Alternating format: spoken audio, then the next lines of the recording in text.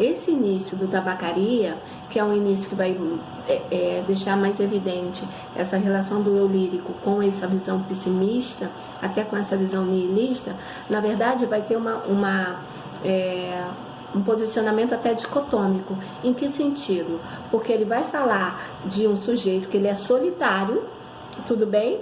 Que se sente vazio, mas ele assume que ele tem sonhos. Então, assim, que uma coisa não anula a outra, entendeu? Então, quando ele fala que ele vai trabalhar o tempo todo com essa dicotomia, é a dicotomia do que ele vive e o que ele quer, tudo bem? Entre o momento que ele se encontra e o que ele quer alcançar. Então, ao mesmo tempo que ele demonstra, que ele deixa claro que naquele momento ele não vai alcançar nada, ele nunca será nada, ao mesmo tempo ele assume que ele tem sonhos. Então, como é dicotômico isso, no sentido de apresentar o seguinte: como que eu vou falar que eu tenho sonhos se eu não tenho perspectiva, se eu tenho o tempo todo essa visão pessimista? Então é esse o aspecto. Então ele fala que ele está ele constata que ele tem um lugar atual e ele se lamenta porque ele se mantém distante do lugar ideal, ok? Então eu vou ler para vocês esse início, né, do poema Tabacaria, para que isso fique mais evidente, ok? Bom, não sou nada, nunca serei nada, não posso querer ser nada. A parte disso, tenho em mim todos os sonhos do mundo, janelas do meu quarto de um dos milhões do mundo, que ninguém sabe quem é. E se soubesse quem é, o que saberiam?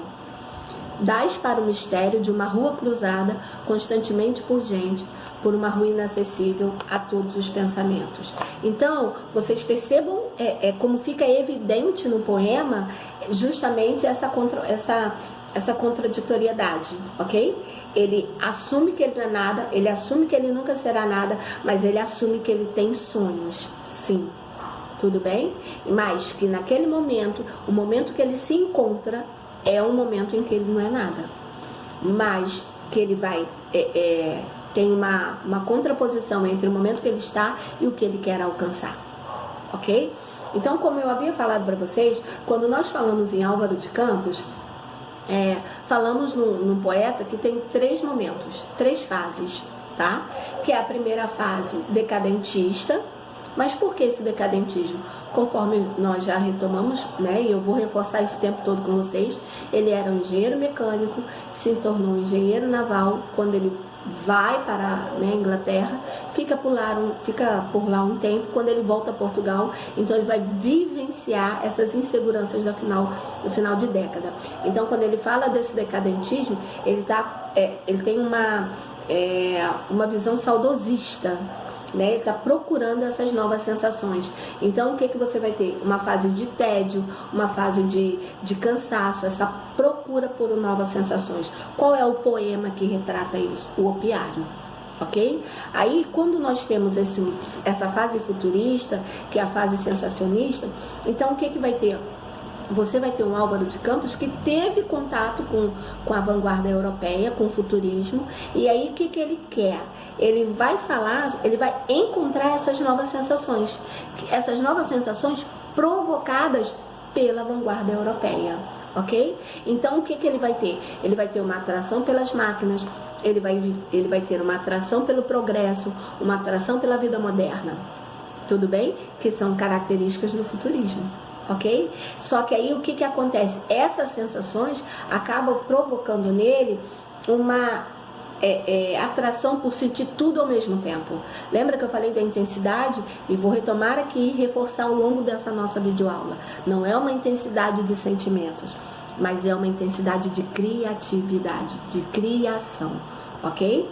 Então aí ele começa a viver uma angústia existencial. E quando ele vai aí para uma terceira fase, que é a terceira fase intimista e pessoal. Então, nessa terceira fase, o que você vai ter desse poeta? Ele tem consciência, na verdade, ele toma consciência que ele não consegue sentir todas essas sensações.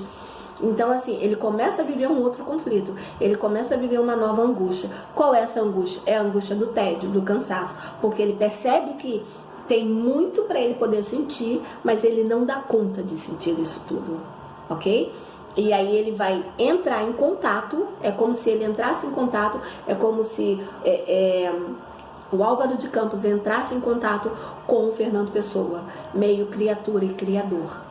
Tudo bem? Aí nesse momento ele vai ter assim essa nostalgia da infância, tá? Por que uma nostalgia da infância? Porque acaba vivendo aí uma necessidade de buscar algo que me dê um ânimo para que eu possa prosseguir, ok? Bom, vamos para o nosso próximo autor.